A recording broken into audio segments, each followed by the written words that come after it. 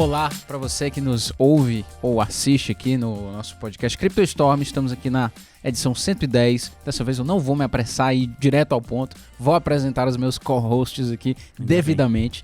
À minha esquerda eu tenho minha grande amiga Narima. Narima, dá um alô pro pessoal. Oi, pessoal. E aqui à direita eu tenho o Lucão, o nosso Degen Master. dá um oi pra galera. Ganha esse título, né? Fala, pessoal. Como é que vocês estão?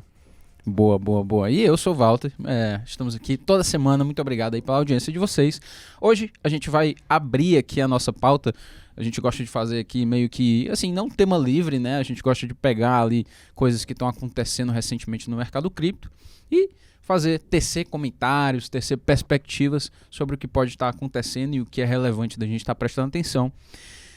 Focado nisso, eu acho que é legal a gente começar a nossa discussão aqui falando um pouco sobre o tema que a gente terminou no nosso último podcast, a edição 109, né? Falando de banqueiros centrais, que o Luca adora essa pauta. O Joe Biden, o POTUS, ele apontou o Jerome Powell para o segundo turno, né? Mais 4 anos aí de mandato na frente do Fed. E assim, eu acho que isso, não só para o mercado de cripto, né? Termina esbarrando no mercado de cripto, porque enfim, é um mercado financeiro também, mas para o mercado de finanças, a economia como um todo é uma decisão muito importante. Quem vai estar à frente do time econômico, né, de execução econômica da maior nação do mundo.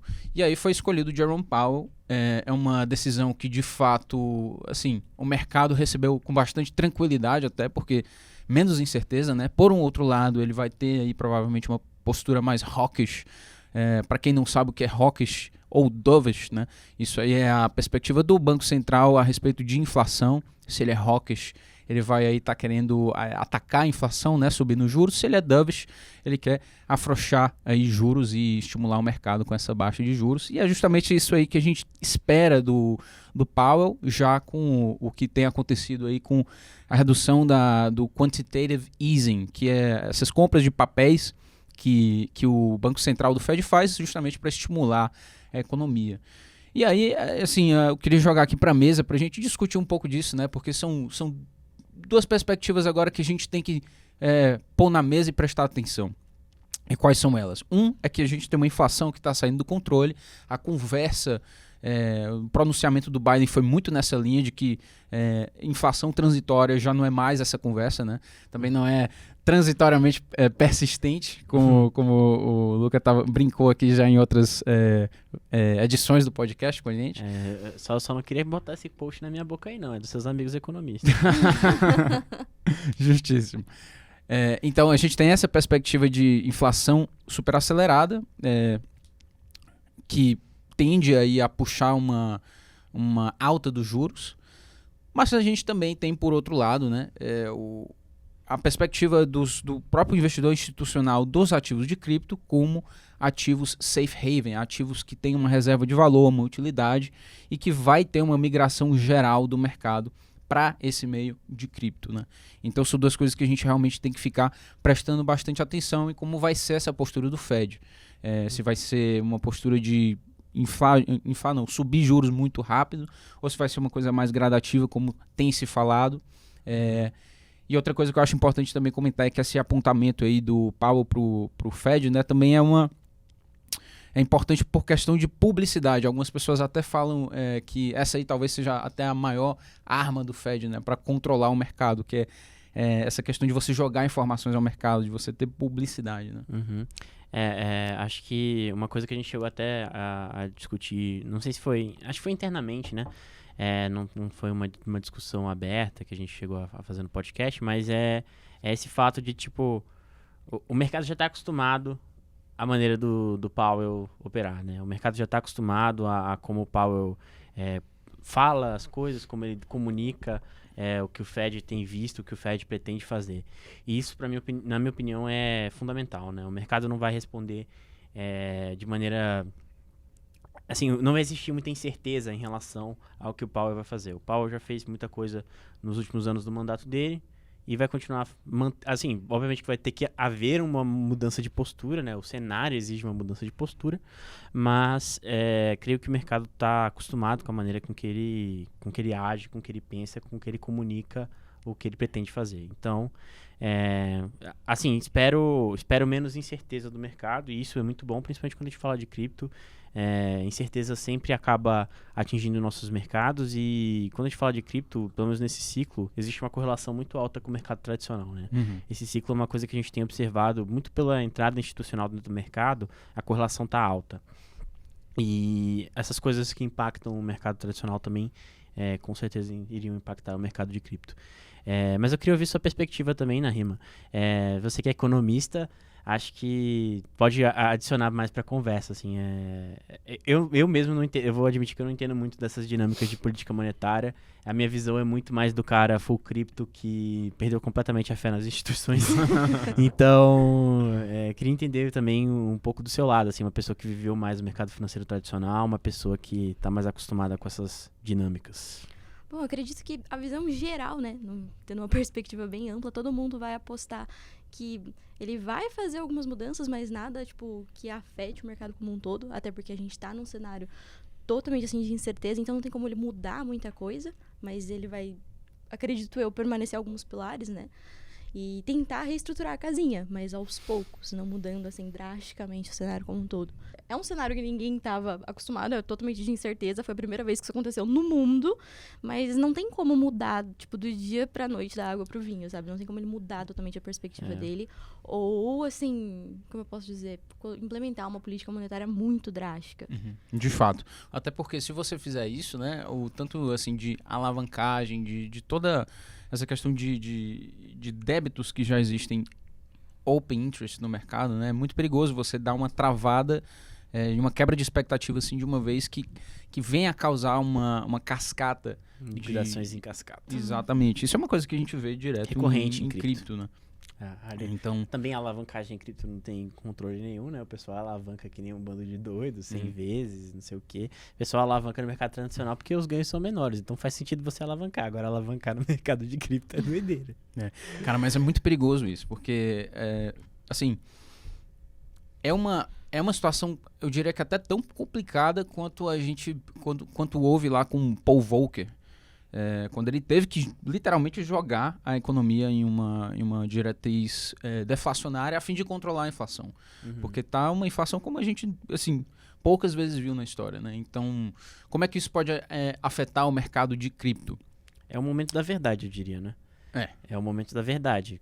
Se a gente olha lá para trás e vê os motivos de Satoshi ter criado o Bitcoin, os motivos pelo qual aquele grupo ali de cyberpunks perdeu a confiança numa instituição monetária como o Banco Central, no caso o Banco Central americano, o Fed, né? É justamente essa. É justamente o fato de você ter que confiar nessas instituições para que elas controlem a bagunça que muitas vezes elas mesmas causam. Assim, obviamente que existem fatores que forçam elas a fazerem esse tipo de bagunça, né? Como foi o caso da pandemia agora, em que se teve uma grande emissão de moeda, juros baixos, etc., que causaram toda essa situação. Mas, querendo ou não, são situações que o próprio Fed cria que ele tem que resolver depois. Então, e não só o próprio Fed, o próprio governo, né? Tem toda o próprio governo, questão política, enfim, que você tem que... assim, você não pode simplesmente deixar a economia parar, você tem que bolar, assim, foi o que aconteceu nos governos, né? Programas de incentivo, programas de alívio financeiro. Isso aí, inevitavelmente, incorre no governo estar gastando. E o governo, ele essencialmente tem duas formas de captar dinheiro para gastar, porque ele não é uma empresa que produz, né? Ele tem duas formas de captação, ou é imposto ou é emitindo dívida. Que isso aí é o chamado os títulos do tesouro, né? O tesouro da tesouraria do governo, ele emite títulos e aí consegue financiar certas operações. Exatamente. Mas assim, quando você sobe juros e você propõe um rendimento livre de riscos, então é natural, isso é uma coisa que a gente já observa nos mercados capitais mesmo, tradicionais, você vê uma migração dos mercados de risco para os mercados sem risco, né? O risk-free. A gente tá vendo isso no Brasil agora. Exatamente. Muita gente saindo da bolsa, voltando para renda fixa, principalmente títulos indexados no IPCA e tudo mais. Esse movimento tá bem claro aqui no Brasil hoje. Acho que é bem esse tipo de movimento que a gente vai ver também no exterior, né? Porque aqui a gente também começou a subir juros mais cedo, né? A gente começou... E aqui a gente sobe juros de porrada em porrada. Lá, se subir 1% numa reunião, já era. Acabou o mundo, acabou tudo. E, cara, é uma coisa também que a gente tem que subir juros mais rápido porque a gente também tem um problema do câmbio, né? Porque, por exemplo, se os Estados Unidos ele sobe juros lá, capital vai querer migrar para os Estados Unidos, que é um país com muito mais respaldo, né? Muito menos risco estrutural. Então, para o Brasil, por exemplo, não deixar capital vazar para os Estados Unidos por um possível aumento de juros, ele tem que tuchar os juros ainda mais, né? Então tem toda essa dinâmica aí de câmbio também que entra. Claro. E, cara, mas assim, uma coisa que eu quero, pra gente não se distanciar tanto de cripto, né? Porque a gente tá aqui no CryptoStorm, é comentar um pouco da diferença e você, Luquinho, eu acho que você tem mais propriedade pra falar disso, porque você já tá no mercado há mais tempo e você sabe a diferença de estrutural que tinha no mercado de cripto no fim dali do ciclo de 2018, correto? Exatamente. 2018, 2019, para uma possível queda, um possível bear market que a gente pode ver com essa dinâmica de juros acontecendo. Tipo, assim, na tua cabeça, o que tu acha que são as maiores diferenças, assim, em termos estruturais que a gente tá vendo agora? Cara, acho que a maior diferença, uma coisa que eu venho comentando bastante, tanto dentro, acho que eu cheguei até a comentar isso nos podcasts, mas fora também, é que hoje a gente tem uma estrutura muito diferente do que a gente tinha em 2017. Em 2017 a gente tinha várias promessas e pouca entrega. Pouca coisa de valor, de fato. Você tinha a mania dos ICOs, muitos times prometendo blockchains inteiras em questões de semanas, questões de, sei lá, 3 meses eu vou te entregar aqui um projeto com contratos inteligentes que vai rodar sua própria blockchain e tudo mais. E a gente sabe que isso não existe. Não é nem questão assim de, não dá pra acontecer. Não dá. É impossível acontecer isso. E esse tipo de time tava captando porque o mercado tava muito quente, mas muito por causa da especulação, né? Você não tinha, de fato... valor ali por trás. Não existia valor. Não existia algo construído de fato que motivasse aquela mania que estava acontecendo, né? Em relação aos ICOs, eu falo especificamente, né? Porque a apreciação do Bitcoin, ok, o Bitcoin sempre foi o Bitcoin de lá atrás é o mesmo Bitcoin de hoje, obviamente com algumas upgrades pelo caminho, mas é o mesmo Bitcoin. Mas quando a gente olha para esses projetos, isso tudo era balela. Hoje, o mercado de cripto está muito mais maduro. E eu falo isso porque a gente olha, cara, DeFi nasceu no ano passado. Evoluiu demais. Mas já é uma indústria absurda. Já movimenta bilhões. A gente já tem um TVL no Ethereum, acho que de mais de 200 bilhões, se eu não me engano. Acho que estou errado, acho que eu superestimei aqui. Vê aí no DeFi Pulse. Mas acho que 150 é um bom chute, vai. Vamos ver. E só assim, uma curiosidade mesmo, até o próprio institucional, você dobrou, foi 109,99 bilhões de dólares. 109, né? Mesmo assim é um absurdo, pô. Não, acho que se pegar o DeFi de outras redes, chega nos 200 bi que eu falei. Esse aqui é só da Ethereum, né? Só da Ethereum, o DeFi Pulse é só da Ethereum. Então a gente tem um mercado que cresceu do ano passado para cá dessa maneira absurda. Hoje é um mercado que concentra um capital absurdo. E travado, né? Isso é de valor travado. Se você for pegar analisar fluxo de caixa de protocolo, etc. Não acho que esse modelo sirva para analisar protocolos, tá? Mas você chega a uns valuations absurdos também. Então, é uma indústria que nasceu, de fato. Hoje você tem coisas de valor que existem tanto na rede do Ethereum como em outras redes. Você tem... outras coisas além do próprio DeFi, você tem o lance dos jogos com Axie Infinity, Illuvium, Gods Unchained, você tem soluções de infraestrutura para esses jogos, como é o caso da Immutable X, uma das nossas queridinhas aqui no ciclo interno, né? Fica aí essa dica para você que está ouvindo o podcast, fica por fora aí. Mas Immutable X, toda essa infraestrutura de jogos, e a gente tem também essa linha de Web3 com essa integração mais assim, é uma ideia nova, né, de web. É uma web nova. É uma ideia que permite com que você construa uma coisa sobre a outra, você traga o Money Legos e inverta essa ideia que existe hoje, na Web 2, que a gente chama, né, de você tirar valor do usuário. Porque hoje Facebook, YouTube, Google, sei lá, eu pego o usuário da minha plataforma e eu extraio o valor dele. Então eu vou jogar AD para ele, AD targetado, porque eu tenho os dados dele, eu vou vender os dados dele para alguém, etc. Então, você tira valor do usuário. Na Web3 a gente inverte isso, a gente passa a compartilhar valor com o usuário. A gente tem plataformas que compartilham o valor com o usuário. É o caso de muitas assim que a gente já chegou a comentar aqui, né? Tem a Áudios, por exemplo, é um bom exemplo de Web3, que eu diria. A gente tem, N projetos que vêm com essa vertente.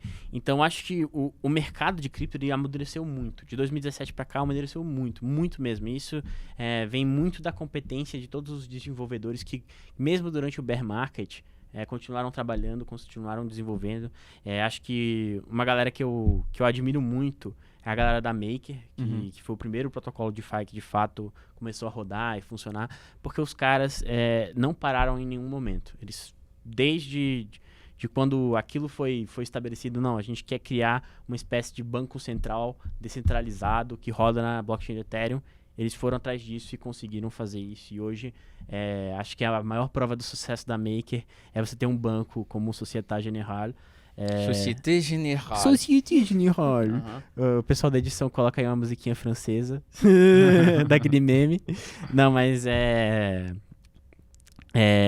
uma prova de sucesso deles é justamente isso, né? Os caras vieram na governança do projeto, um banco que vem do mundo do TradFi total, um dos maiores bancos da França, um dos maiores bancos do mundo. Se eu não me engano, o terceiro maior banco da França. E acho que é 15º maior do mundo, uma coisa assim. Chega num protocolo DeFi, de finanças descentralizadas, e propõe na governança dos caras, eu vou te dar aqui esses bonds que a gente emitiu na blockchain do Ethereum, e a gente quer utilizar eles como colateral para pegar um empréstimo aqui em DAI. Isso para mim foi a coisa, nossa, mais... Foi um dos picos desse ano, foi um dos picos. Foi. Isso pirou meu cabeção, vou usar essas palavras, pirou meu cabeção, assim. E é um mercado novo, nasceu no ano passado, a gente teve esse boom de DeFi no ano passado. Então, acho que hoje existe valor de fato e o institucional está enxergando valor. Não é só o usuário comum que está enxergando valor, todo mundo está enxergando valor nisso. Intuitivamente, para mim, é uma coisa que faz muito mais sentido você financiar dessa forma projetos, né?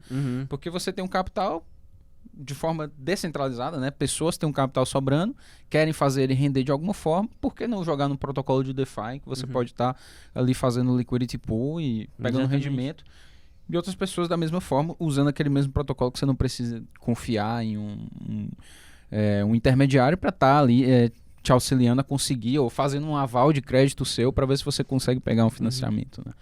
Então, essa aí é uma questão chave que eu acho que a gente já tem uma infraestrutura dessa parte, dessa camada financeira. Outra camada também que eu vejo com muita força, eu sou extremo entusiasta disso, é a camada de NFTs, né? A camada do ownership, da posse, que está sendo possibilitada aí, especialmente na rede da Ethereum. Exatamente, aquele papo, né? Bitcoin é escassez digital, a gente só pegou a escassez digital e aprimorou, né? Agora a gente tem todo esse tipo de escassez digital diferente. NFTs é basicamente isso, na minha opinião. Você tem escassez digital para arte, você tem escassez digital para, de repente, comprar uma terra, um terreno. Pode até mesmo ser um terreno virtual no metaverso, né? Exatamente. Então, é uma doideira isso aí. Os lentes da mana. Cara, foi um absurdo. Uma coisa que eu vi foi 2 leilões de terra virtual que foram muito altos. Se eu não me engano, o último que eu vi hoje foi o de Axie Infinity. Não sei se foi uma terra nova que eles mintaram. Foi a primeira. Foi o Genesis. Pô, foi 550 Ether. Eu não sei nem quanto é que dá isso aqui agora, mas dá bem alto. Dá um valor absurdo. Dá um valor muito grande. Acho que foi uma das maiores. Acho que foi a maior venda relacionada a Axie Infinity na história, assim. E teve outra também agora, acho que foi ontem, de Maná. Que foi alguns milhões aí por alguns pedaços de terra lá dentro. Não, e a gente tem big players entrando nisso aí, né? Demais, cara. A Adidas mesmo arrematou uma grande parte ali de terras ali no The Sandbox também. E pretende começar o seu metaverso lá dentro. Então, Essa questão de dado aqui, The Sandbox foi a coleção aí dos últimos 7 dias na OpenSea Top 1 agora, né? Então tá aí, né, como performance acima dos CryptoPunks, de Bored Apes, Mutant Apes. Tem estado muito quente aí a Sandbox, não só o token mesmo, o Sand, né, mas os próprios NFTs desse protocolo. Cara, então, assim, eu acho fantástico essa estrutura nova que a gente tem. E voltando lá para a primeira conversa, né, de um possível aumento dos juros, como é que isso poderia impactar o mercado, eu acho que você resumiu bem quando você falou que essa é a hora da verdade. Essa é a hora da verdade. Porque assim, eu gostaria de saber o que vai acontecer, eu não sei o que vai acontecer. Ninguém sabe, se alguém souber vai ficar milionário. Porque vai saber shortar as coisas certas. Né? Então, vai ficar milionário. Cara, e assim, é justamente sobre isso, né? Ver como quem está comprando cripto, ou seja, o institucional, o pessoa física, vai se comportar diante dessas futuras modificações do mercado que a gente vai ver em 2022. A gente sabe que um bear market vai acontecer, a gente não sabe quando.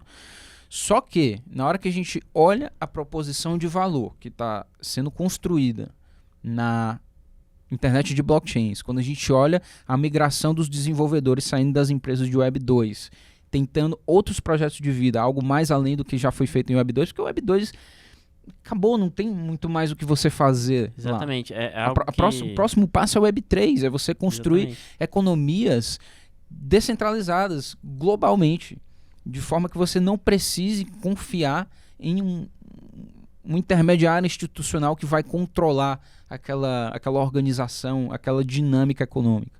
Você vai precisar confiar num protocolo e esse protocolo é aberto a todos. Nada mais justo e puro do que isso.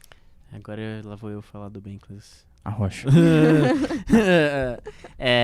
Então, no Bankless com o... Esqueci o nome dele, mas o cara da A16Z lá. Chris Dixon. Ótimo. Não, ele é muito bom. Sigam ele no Twitter. O cara é @ @cdixon. O cara é brabo. DIXON. O pessoal lá do Bankless chama ele do rei das analogias e ele de fato é. Se você seguir ele no Twitter lá, você vai entender o porquê. Mas ele tava falando, cara... a internet que a gente tem hoje, né, o Web 2, ela tá se aproximando do que a gente tinha na TV dos anos 1950 lá nos Estados Unidos. Você tinha 4 canais. e a internet aqui a internet hoje é isso. A gente tem 4 canais. A gente tem o Facebook, YouTube, a gente tem Google. o Google. O YouTube entra no Google, né? O Facebook, o Google. Diga assim, questão de site mesmo. Então, Facebook, Google, Amazon e Twitter. É isso que a gente tem. São as 4 ali que mandam na internet. E o canal de acesso, né? A Apple. Então, exatamente. Hoje a gente tem isso. Com o Web3, a gente consegue tornar uma coisa muito mais diversa, né? A gente vai ter várias coisas construindo uma sobre a outra e a gente não tem mais esse, vamos dizer assim, esse monopólio da maneira de se construir conteúdo. Porque o que acontecia lá atrás, e o próprio Chris Dixon fala isso, antigamente o Twitter não tinha aplicativo mobile. Não sei se vocês sabem dessa história. O Twitter não tinha aplicativo mobile. Para você poder usar o Twitter no seu celular, você tinha que usar aplicativos de terceiros que usavam a API do Twitter para você poder conseguir usar aquilo ali. E muitas empresas foram feitas dessa maneira, utilizando a API do Twitter para você poder ter uma outra interface ali de poder interagir com a rede social, uma coisa muito parecida com o que a gente vê na Web3, né, coisas construindo sobre as outras e tudo mais. Um belo dia, o Twitter chegou e puxou o tapete, falou, não, agora vocês não vão ter mais acesso à nossa API. E acabou o modelo de negócio dos caras. E esse tipo de coisa não tem como ocorrer na Web3, né? A gente tem um mundo em que os contratos inteligentes são abertos, o software é aberto, então qualquer um tem acesso a qualquer coisa. Cabe ao usuário escolher por onde ele vai usar, por onde ele vai interagir com aquele mundo, né? Então as coisas, elas até mesmo a própria Uniswap, por exemplo, você consegue usar a Uniswap por meio de várias frontends diferentes, mas continua sendo o mesmo contrato da Uniswap no blockchain do Ethereum. Sabe? É interessante, você consegue usar a Uniswap através da sua MetaMask. Quando você usa a função da MetaMask, ela vai lá e pega uma quote em vários DEX aggregators, que às vezes o DEX aggregator roteia a sua transação pelo contrato da Uniswap. Você pode utilizar um DEX Aggregator diretamente, como a Omanint, a Matcha, a Paraswap, e esses DEX Aggregators vão rotear a sua transação pelo contrato da Uniswap, você pode usar a Uniswap diretamente, ou então algum outro front-end alternativo da Uniswap, que você acessa o site não é o site da Uniswap, mas através dele você consegue ter acesso ao contrato da Uniswap. Você tem variedade de acessibilidade e você também tem o fato de ser combinatório, né? Você pode... Aquele exercício que a gente sempre faz, né? Pega um empréstimo lá na Maker, bota lá na Sushi, aí pega o Sushi, coloca em stake. Pega o Sushi, bota em stake, pega o X Sushi, que é o token do coloca em colateral na Ave, e aí faz todo empréstimo, e, enfim, é bem esse mundo maluco. Criativo. Criativo e complementar, né? Uhum. Eu gosto muito disso. Acho que isso não é nenhuma característica de cripto, uma característica do software aberto, né? Sim. Quando a gente olha, por exemplo, pro Linux. O Linux é muito isso. O Linux alguma pessoa fez lá o código e deixou aberto, e as outras foram melhorando, foram achando novas maneiras daquele código conversar com o outro, e no fim você tem um sistema operacional completamente aberto, que qualquer um consegue personalizar para atender da melhor maneira as suas necessidades, etc.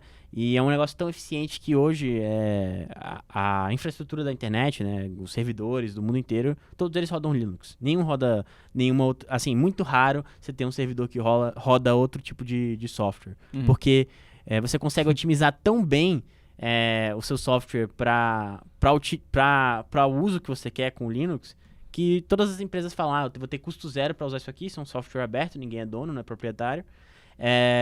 Eu consigo suporte facilmente na internet, porque como é um software aberto também todo mundo audita, todo mundo consegue dar suporte, etc.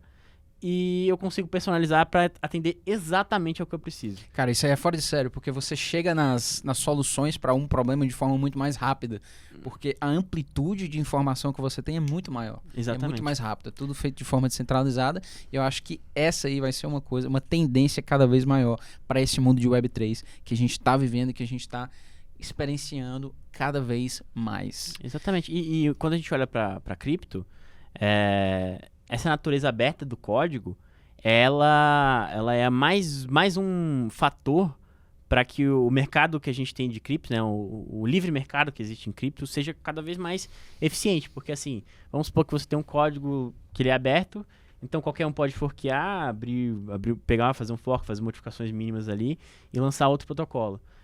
Se aparecer outro cara que faz o que você faz melhor, ele vai roubar o mercado de você. Livre mercado. Exatamente, ele vai roubar o mercado de você. Seu código é aberto, ele vai lá, pega seu código, copia e faz as modificações que ele acha necessárias. Se o mercado acha que essas modificações foram realmente boas e eficientes, você se ferrou. O cara vai roubar o seu mercado de fato. E aí você tá na briga para sempre ser a maneira mais eficiente de fazer aquilo que você oferece. Uhum. Isso aí eu concordo, mas eu acho que você tem que também ver por outra lente, porque assim, dessa maneira você estaria pensando como um desenvolvedor, né? Uhum. Mas que a perspectiva deveria ser de você, na verdade, fomentar uma comunidade que vai fazer a força daquele protocolo, daquele serviço, né? Porque se você pensar todas as melhorias têm que partir de um ente centralizador, de um ponto de início da ideia, aí realmente é uma coisa muito difícil de você ficar toda hora competindo e acompanhando tudo que está acontecendo no mercado. Claro. Ótimo ponto, Walter. Ótimo ponto. Exatamente, para isso que existem as DAOs, né? Comunidade é tudo, velho. Comunidade é tudo. E é uma das coisas que mais me deixa animado sobre o Web3, né? Que realmente você consegue se conectar com as comunidades muito além dos grupos de Facebook. Você consegue se conectar economicamente, com valor. Exatamente. Proporcionado pela imutabilidade e falta de necessidade de ter confiança no outro, que é permitida pelas blockchains. Então, cara, assim, eu acho que o resumo da ópera aqui a gente vê, por um lado, um mercado muito bem estruturado, ou que está se encaminhando para uma estruturação cada vez maior, com interoperabilidade. Muito bem encaminhado. Exatamente. Ainda mais com o lance das comunidades, né? Porque tá todo mundo contribuindo pro melhoramento do sistema. Então, assim, é um passo de cada vez, mas é um passo muito grande de cada vez, dado que agora já está estabilizado. Uhum. E também o próprio a capitalização, né? O tanto de investimento que a gente está vendo. E é uma coisa que a gente tem que prestar atenção, porque os investimentos que acontecem hoje dizem mais sobre os próximos ciclos. Exatamente. Né? E, cara, o tanto de métrica que a gente está vendo sobre investimento de VC nesse campo, a migração do capital intelectual de Web 2, em questão de desenvolvedores, para Web 3, é sensacional. E eu acho que quem não está em cripto vai terminar aí sentindo, né? Exatamente. Arrependimento, né? Com certeza. Independente dos bear markets aí que vem. Not gonna make it. NGMI. Independentemente aí dos bear markets que vem, mas que, assim, tudo que desce, sobe também. Tudo que sobe, desce. Naturalmente. E, assim, eu acho que a gente vai ficando por aqui. Se vocês quiserem adicionar mais alguma coisa... Eu queria mandar um salve. Manda o salve, manda o seu Eu queria salve. mandar um salve pra 2 amigos meus economistas, que não são esses 2 aqui, né? Mas que sempre acompanham o podcast. Um deles, eu sei que é ouvinte ávido do podcast, é o Paulo Neto. Aí, salve, Paulo Neto, eu sei que você tá ouvindo isso aí na academia. Salve, grande Paulo. Oi, Paulo. Sei que tá ouvindo na academia, tá lá malhando, suado. Nossa, pelo amor de Deus, corta isso. E o outro é o Augusto Dias, famoso Semanas, porque a gente fala que são muitos dias, então é uma semana. Nossa. FT Chico. Então salve aí também, Semanas. Tamo junto. Boa, eu quero mandar um alô pra minha família também. Um beijo pra vocês. Eu amo todos vocês. Saudade do Piauí. Putz, aí eu vou ter que mandar um alô pra minha família também, senão minha... Deus, aí vai... com ciúmes, né? Acho que a gente tá fugindo a temática aqui, pô, do Crypto Store, mas manda aí. Então, famílias, sintam-se abraçadas. Sintam-se abraçadas. Isso. E o resumo da ópera nós temos de ver aí o que vai realmente acontecer em questões de movimentos macroeconômicos versus infraestrutura de mercado. Espero que vocês tenham gostado do conteúdo. Se você tiver alguma sugestão, comenta aí no YouTube ou então manda um e-mail pra gente aqui na Empíricos, no Money Times, que a gente quer sempre estar falando aí também de tópicos que o pessoal pede, Só que não tá vai pedir interessado. pra falar de Dogecoin, pelo menos. Não, sem Shiba, sem Dogecoin. Não, brincadeira. Se vocês querem que a gente comente, fica à vontade, mas já vou adiantando, não tem muito o que comentar. Não compra isso, pode comprar. Assim, vai ganhar dinheiro, mas é porcaria. É um bilhete de loteria, mas... Mas a opção é sua. A opção é recado foi sua. dado. A opção é sua. Quer jogar loteria, coloca o dinheiro na Put Together. Acho que tem temas mais interessantes. Mas enfim, muito obrigado pela audiência, pela confiança e por gastar esse seu tempinho aqui conosco. Até semana que vem, pessoal. Até semana que vem, edição 111. Muito obrigado.